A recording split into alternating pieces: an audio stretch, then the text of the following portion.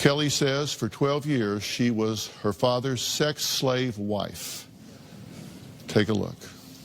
My family was the typical family that was out there. I like to think we were a happy-go-lucky family. My dad, David, was a great dad. I loved him. I remember him always tickling us, playing Barbies with us. Then, my parents got divorced when I was 11 years old, and my dad got full custody of me. Me and my siblings were staying at my dad's house full time. One night, a year later, he snuck into my room, and he went under my covers.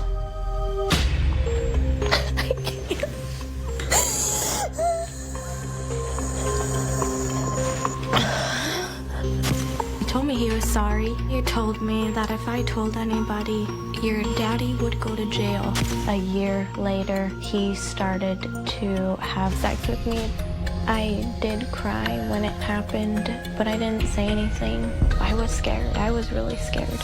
I went into the bathroom because I was bleeding, and I came out, and he told me that I had lost my virginity. I was raped by my father and basically held prisoner in my own home for 12 years. He did make me a sex slave and a wife. My dad did tell me that he was addicted to sex with me, that he didn't want anybody else.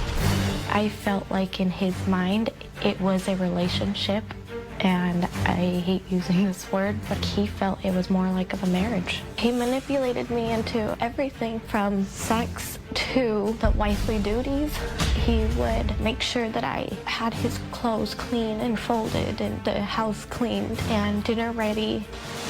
By the age of 16, I wasn't allowed to call him dad or daddy anymore. He wanted me to call him babe or honey. I do believe he was sick and twisted, and I do believe he was in love with me.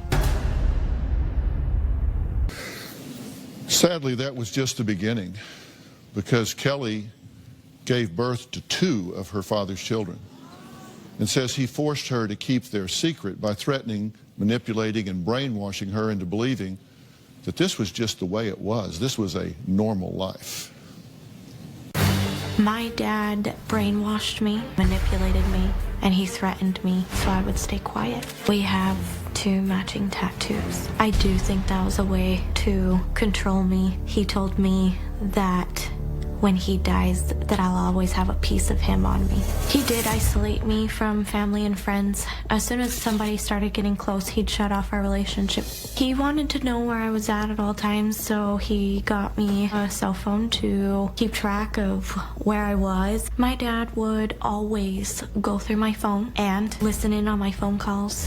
All throughout high school, I never really got to be alone. He would show up to make sure I was in class. As I got older, the threats got harsher and harsher. The first threat was that he would go to jail and he would be raped. And then he started telling me that he was going to kill himself in front of me.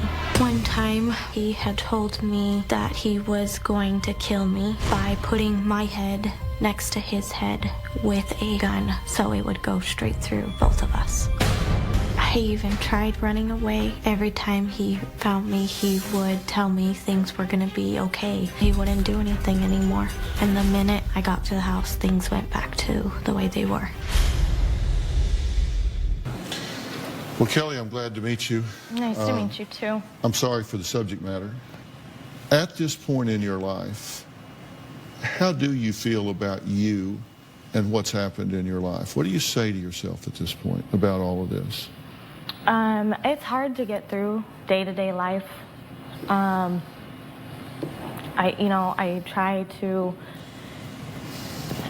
try to get through without remembering it. I have flashbacks of things that had happened. I feel violated because I feel like half my life was gone and taken from me.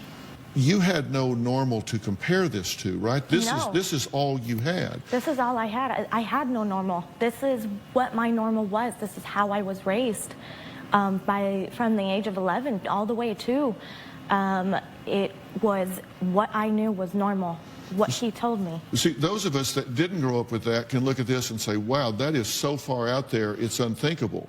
But if that's all you lived, if you never lived in another house, if you never lived in another relationship, then you have nothing to compare it to. But now you look back, and do you blame yourself for some of this? Do you feel like I went along with this at times? I should have said something. Do you blame yourself? Sometimes I feel like I should have spoke up, but with the threats that he held against me, there's no way. It would have scared any child. It would have scared them to where they would never tell anybody. And it was scary. I was brainwashed. I mean, that's what I was raised as. But from like 11 to 23, you lived like a married couple. Yeah. How did this happen? How did people in your world, people in your life, your mother, how did somebody not step up and say, this just looks wrong. This relationship doesn't look right? Actually, a lot of people had suspicions and nobody spoke up. I felt let down from those people, kind of.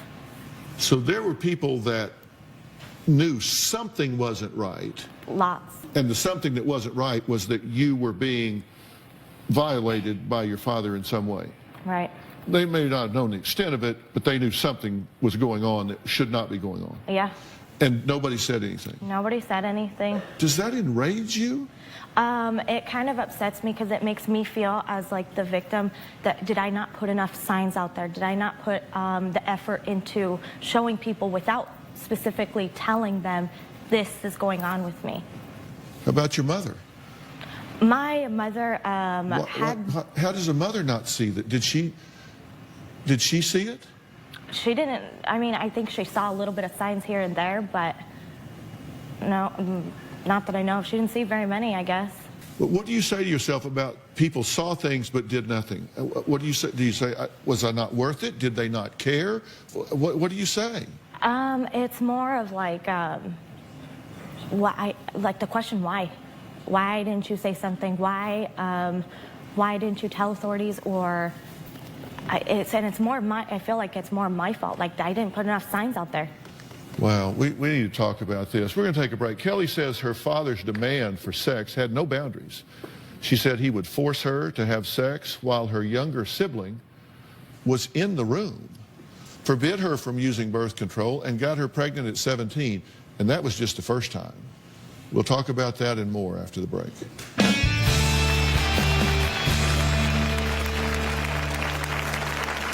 I gave birth to 2 children. My dad told people that I would sleep around. It made me feel horrible because that's not who I am. My kids called my father Papa, but he whispered into my daughter's ear to call him Dad. And later, you're her mother. Answer the question. I'm done. No, you're not done. Your daughter is here, and she deserves for you to sit here and talk to her. Tomorrow, her boyfriend's been called an abuser. He didn't throw me through a window. He hit the window. That's what you told me No, when you it's called not. crying. And a con artist. Did you fake a kidnapping? God, no. I was held against my will. So why were you arrested at the end of it?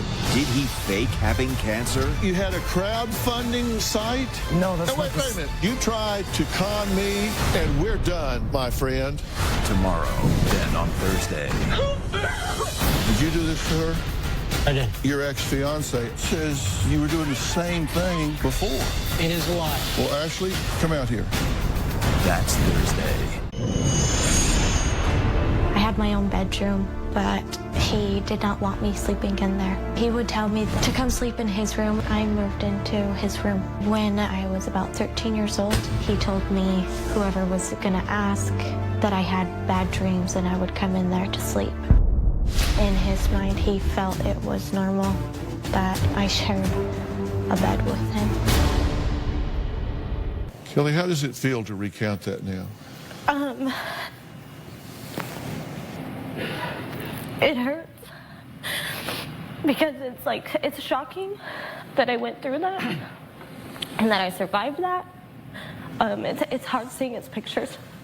What Kelly's talking about, if you're just tuning in, is that she was forced into a sexual relationship with her father from age 11 to 23. leading to a string of pregnancies. I was pregnant a total of 4 times. I gave birth to 2 children who were fathered by my dad. He was always telling me that I was meant to be a mother. I always got asked who the dad was, and my dad always told me to tell people it was a friend of mine from a different high school. That I was sneaking out of the house, and that's how I had gotten pregnant. My dad was in the delivery room with me when I gave birth to my daughter and cut the umbilical cord, but didn't sign the birth certificate. My daughter was born with a club foot, and she was born not breathing, and my dad didn't even care. He could only ask what's wrong with her foot. He thought it was a birth defect because she was born out of incest. My dad told people that I would sleep around. It made me feel horrible because that's not who I am. My mom was shocked to hear that I was pregnant, and she eventually stopped asking who the father was. My kids called my father Papa, but he whispered into my daughter's ear to call him Dad. She would copy him, but she never really knew that that was her dad. She knew him as Grandpa. And how old are your children now? My daughter is 4, and my son is 2.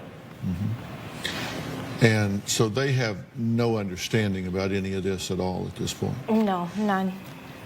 Will you tell them about this? Do you plan to tell them? I don't plan to tell them who their father is or about their father unless it's medically necessary. He knew this was wrong. He knew it was wrong.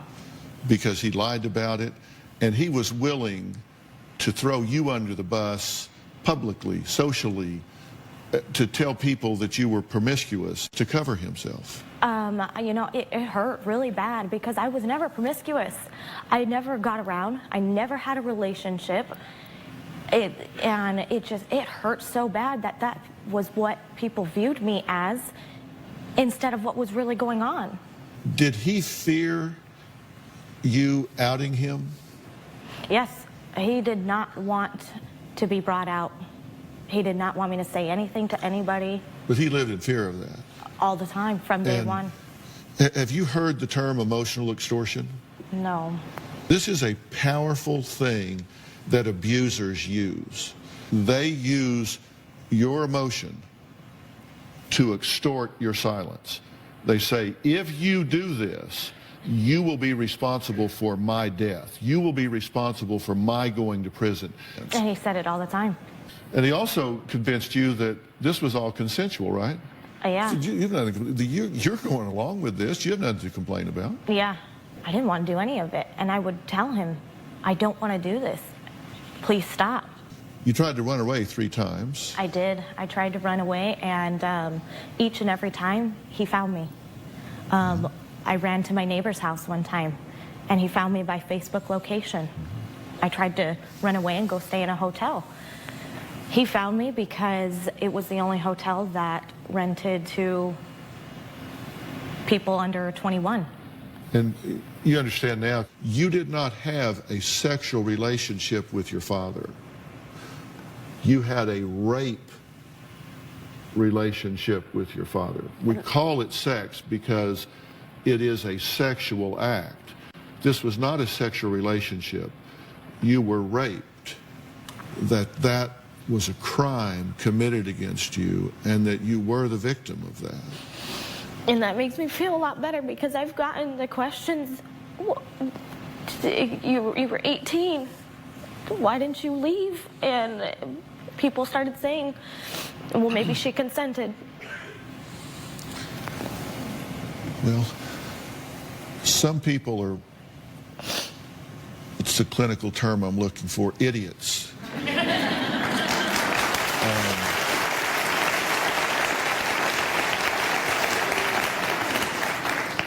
Right?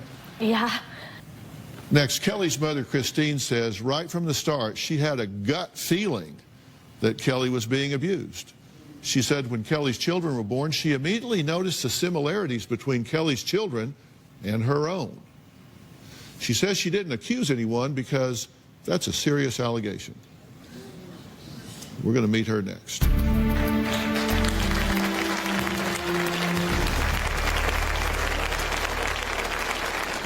David was disgusting and sick in the head.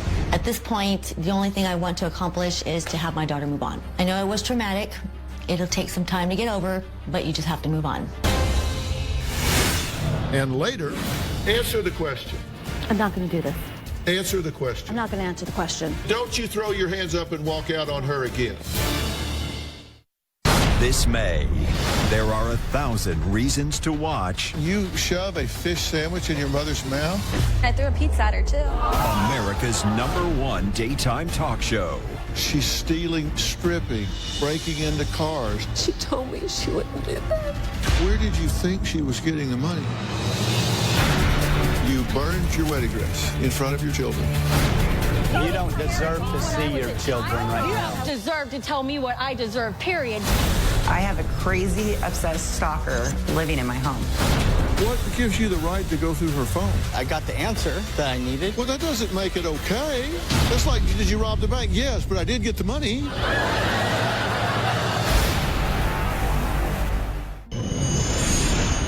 My dad got a call from CPS and said that I wasn't allowed back at my mother's house. I didn't see my mother for 5 years and our communication was limited.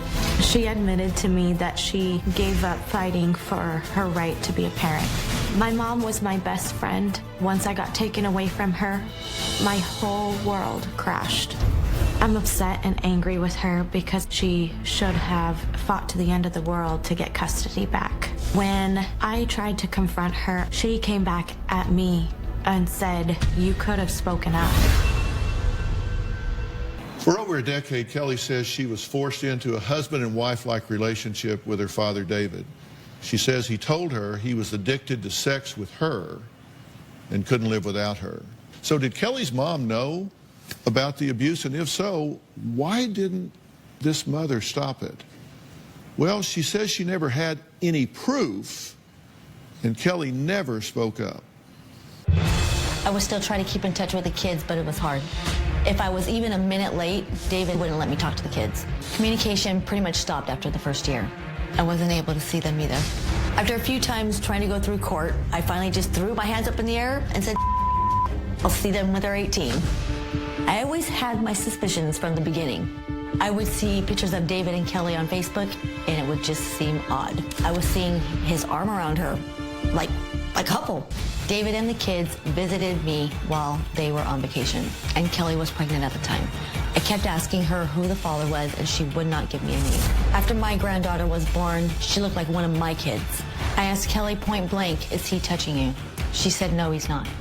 So then I asked her if he was doing anything to her sister, and she told me that no, I made sure of that. And that comment struck me as odd. After that conversation, I did call CPS. I told them I had a gut feeling that something was going on, but they told me that they couldn't do anything because I didn't have any evidence. Finally, Kelly called me up one day and she told me that her dad had been molesting her since she was 11. And she told me that her kids are his. David was disgusting and sick in the head. I wish I had never met him. I want to have the perfect mother and daughter relationship. At this point, the only thing I want to accomplish is to have my daughter move on. I know it was traumatic. It'll take some time to get over, but you just have to move on. Life goes on.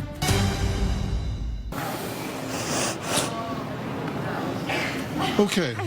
How do you feel right now, seeing your mom? I love my mom. It's she's my mother. I mean, there's some harsh feelings from way back then, but I mean, I still love her. She's my mom. How do you feel about your role in all of this to date? It's been hard, especially hearing everything that's been going on. To hear the news that my fears from a long time ago are true. You're her mother, and I'm really curious about some of the things that you said. Mm-hmm. You said that the children were with him. How did that happen? Part of that went through our divorce. They were going to go see this doctor, or it might have even been a mediator. Part of that was he had them lie to the mediator, which I found out, which I kind of thought happened because it was very odd that they didn't let them even come with me. Did you fight for them? I did. Because it's awfully unusual that would happen. Exactly. And I thought I had it. I thought I had it in the bag. You know, until everything just started. It just started going spiral down. But then I heard you say on your tape, you said you try to see him and he would make it difficult. And then you said in about a year, you just said, you know what? Well, here's what you said. I pulled this by. Let's take a look at this. I finally just threw my hands up in the air and said, I'll see them when they're 18.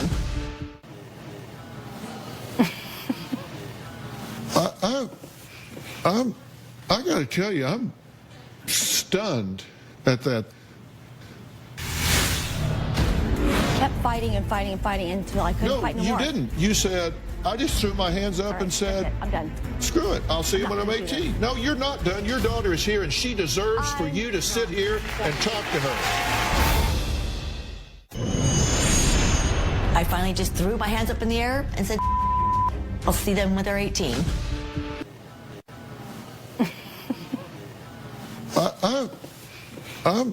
I got to tell you, I'm stunned at that. That was when they were how old? They were young. It was a fight in court. I kept fighting and fighting and fighting until I couldn't fight no more. No, you didn't. You said, I just threw my hands up and said, I'm done. Screw it. I'll see you when I'm 18. No, you're not done. Your daughter is here, and she deserves for you to sit here and talk to her. I'm not going to be a bad person here. You threw your hands up and said, I'll see you when you're 18 then. Don't you throw your hands up and walk out on her again.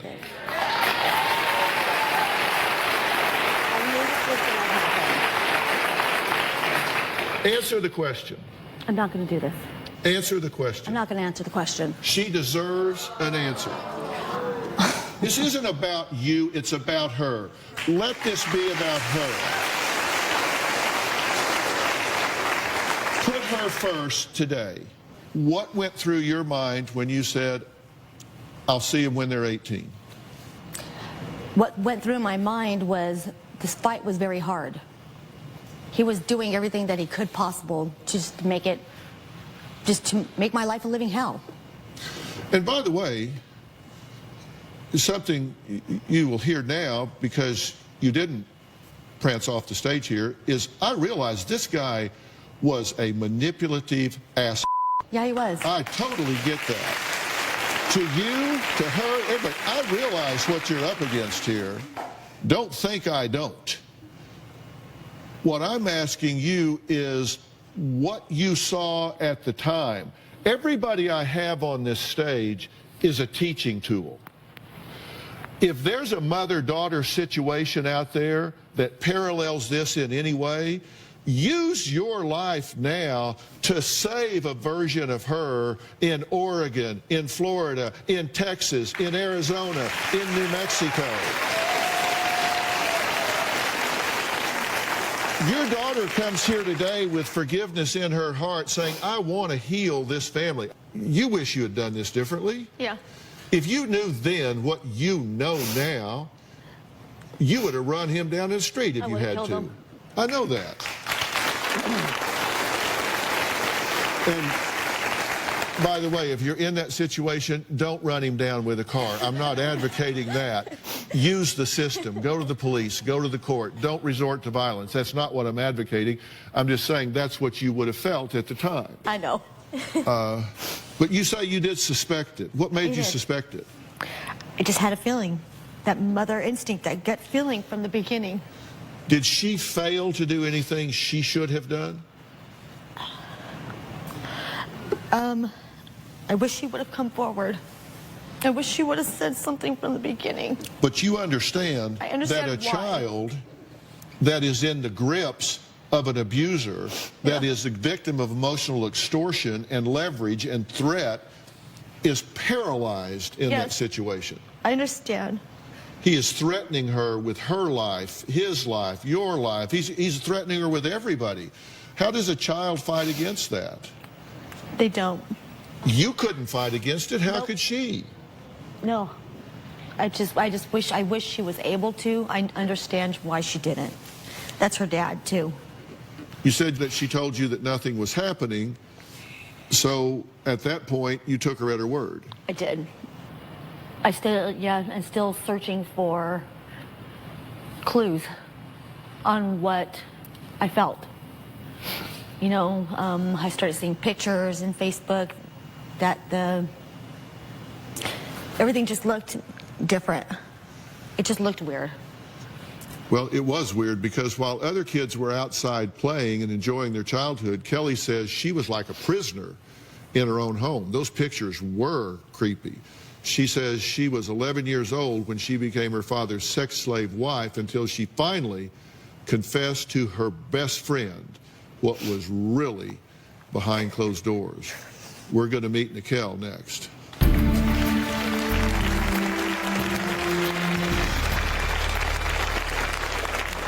She told me that if I called the cops on her, she would never be my friend again. I figured it was better to lose a friend and save lives. Don't regret it. Tomorrow on an all-new Dr. Phil. Is her boyfriend a con artist? Did you say you had lymphoma? No, that's not the... No, wait a minute. You tried to con me, and we're done, my friend. That's tomorrow.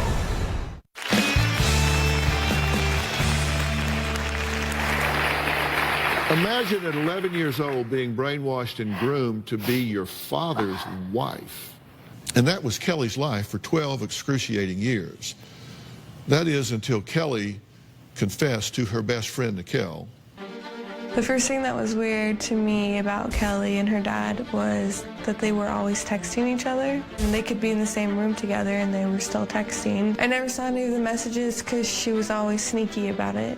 They acted like a married couple, almost to the point where people would question it. One time at a church party, they sat next to each other super close. Kelly's dad had his arm around her. If we ever wanted to go out like shopping or just take the kids out, he always had to come with us. Kelly's kids would slip up and call him daddy. I asked her if she was sleeping with her dad.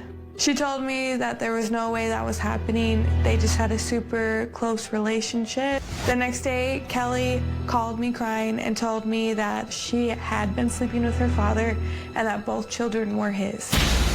I tried to get her to come over to my house or call the police, but she refused. She told me that if I called the cops on her, she would never be my friend again. I promised Kelly that I wouldn't call the cops, but as soon as we hung up the phone, I called the cops. I was more worried about her children than Kelly being selfish.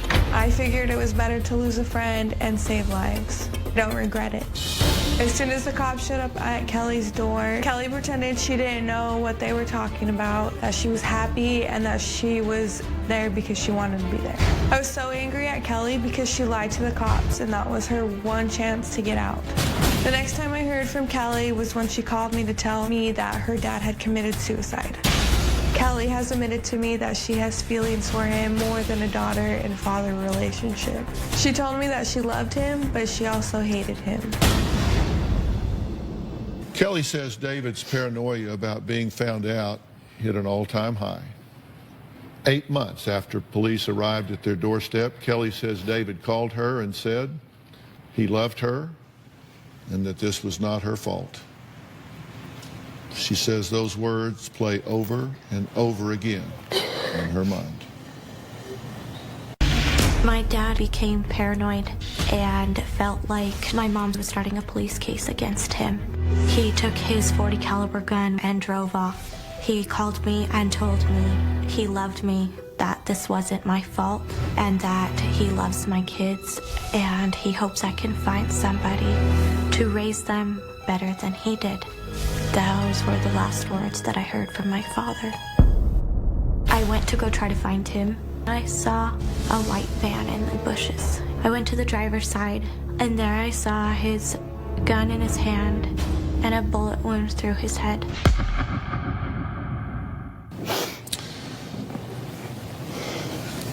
Tell me what you're thinking and feeling right now. That was the last image I have of my dad. And as much as satisfaction it gave me to see him dead and me free, that was, you know, my father. I like to remember the memories before things started happening, but that's a harsh image. It's a harsh image to get out of your head. Mikkel, thank you for being here. Are you glad that she did what she did? I thank her all the time. She saved my life.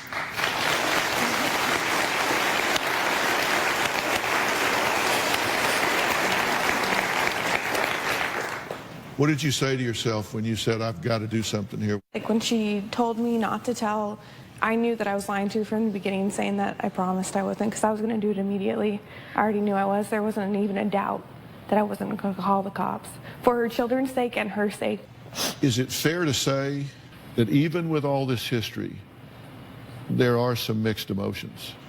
There are some mixed emotions, yeah, because I wish I could go back to before he started doing things to me and have him as a dad. He was a great dad. Are you confused that you have mixed emotions? Yeah, I am, because, I mean, I don't know if it's normal.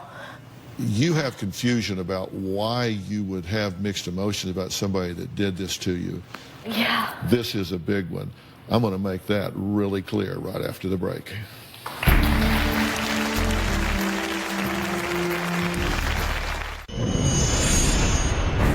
To this day, I have conflicting feelings about my dad. I love and miss my father, but I hate what he did to me. It scared me when my dad was gone because I had nothing. I was thrown out into the world with no life experiences. I'm a single mom trying to raise my 2 kids, and every day is hard. I have to learn how to be on my own. Kelly was only 11 years old when her mother Christine lost custody, and she was forced to live with her father, where her nightmare began. Her father David raped and manipulated her into a relationship until the day he ended his own life. You do have mixed emotions about it. You don't understand why. I want to tell you exactly why. I think you will understand when I see it. There are going to be 3 numbers that make this, I think, exceedingly clear.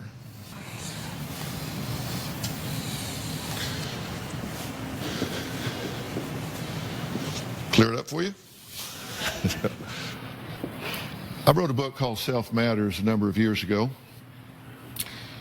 And in that book, I talked about 10-7-5. The 10 defining moments that we have in our life. The 7 critical choices that we make that define who we are.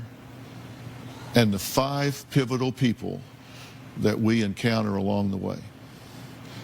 And if you're ever going to know who you are, you're ever going to know why you do the things you do and feel the things you feel, you're going to have to identify what your 10 defining moments are, what your 7 critical choices are, and who your 5 pivotal people are. And the 5 pivotal people in your life are going to be the people that have written on the slate of who you are. In the early years, he defined himself in a positive way to you, and then he became evil and rotten and took away from you your childhood, your innocence, and so much that you deserve to have and can never get back. And so you have mixed emotions because you have mixed experiences. You have mixed memories. If you compartmentalize those 12 years and look back to the 10 that came before, you go, wow, I remember playing in the yard. I remember playing in the park. I remember him telling me a story. I remember things that were good. And that man sat in that seat of that car with a bullet in his head. My daddy is dead. And so is my rapist. And so it's all like this until you go, no, wait a minute. He was both of those things. So you've got to give yourself permission to say, yeah, there was a time, but then it all changed. It did. It changed. But you have to understand, that all came from the inside out. There was nothing you did. Kelly says she was angry when her father died. She says she's left with picking up the pieces and has struggled since the day he took his own life. I'm going to tell her how to put those pieces back together right after the break.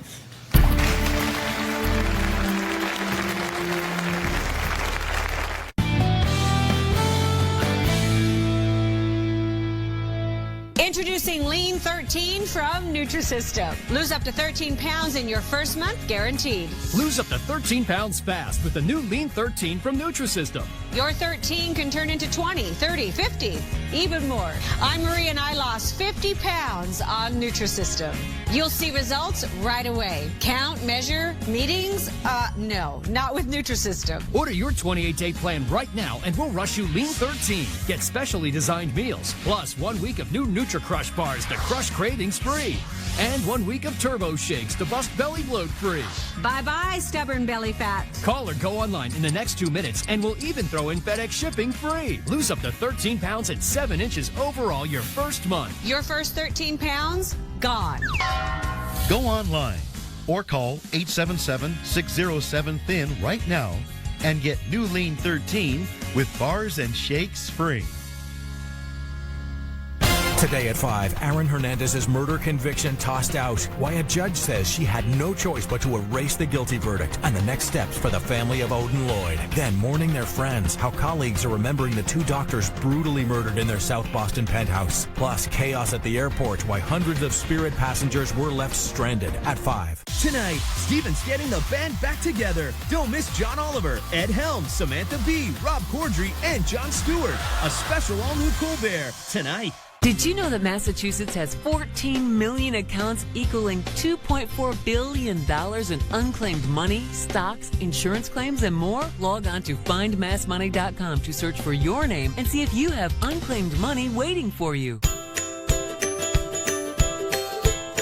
3-Day Blinds design experts bring the showroom to you and personally help you choose the custom window treatments that are just right for your home. We carry hundreds of styles of blinds, shades, shutters, and drapes in patterns and colors to match any decor. We design, we measure, we install. You relax. For a limited time, the installation is on us. Schedule your free in-home consultation at 3dayblinds.com today. Oh, this is bad. Can I help? Dentist, huh? I'll pass. Think it'll be faster if I wait for someone else. Last time I dealt with a dentist, it took forever. Look, I get it. But Aspen Dental is making things easier. So you get your dentures in days and a money-back guarantee. That does sound easy. Fire her up. Should have married a dentist. We're not the dentist you remember. We're easier, with dentures starting at $3.99 per arch and a money-back guarantee. If your child was born with brain damage, a birth defect, or cerebral palsy, the medical costs for your child will be challenging. Many times, we discover that the hospital's failure to perform a timely C-section deprived your child of oxygen, resulting in his or her injury. You only have a limited time to bring a claim. Don't wait. For more information, visit forthepeople.com or call us. Morgan & Morgan, for the people. Did you know that Massachusetts has 14 million accounts equaling $2.4 billion in unclaimed money, stocks, insurance claims, and more? Log on to findmassmoney.com to search for your name and see if you have unclaimed money waiting for you. Want to know what's coming up on Dr. Phil? Visit our website and subscribe to our email newsletter. You'll get weekly updates, life strategies, and exclusive video that you won't find anywhere else. Plus, on drphil.com, you can see sneak previews of upcoming shows. Log on today. What I want to tell you is that you have absolutely zero accountability for what happened to you as a child. Okay? Understand. You have zero. Look me in the eye and hear what I say. If you hear not another word I've said to you today, you have zero accountability to what happened to you as a child. Look at me. Thank you. You have 100% accountability for what you do about it now.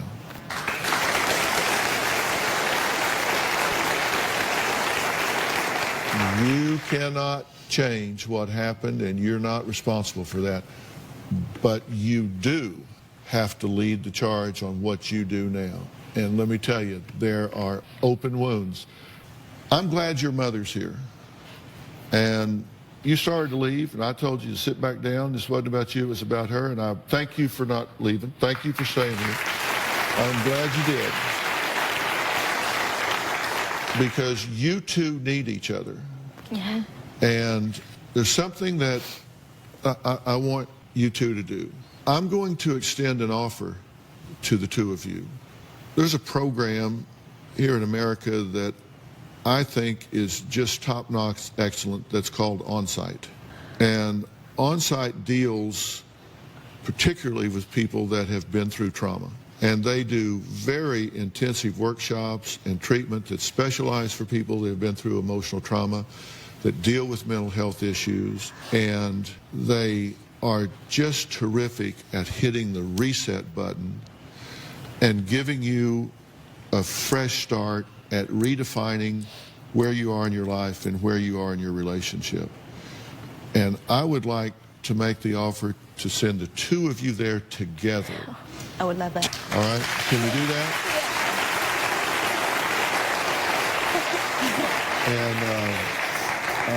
And we'll do that at your earliest possible convenience. We'll make that available to you, okay? All right. I would like to thank all of my guests today. A special thanks to OnSite.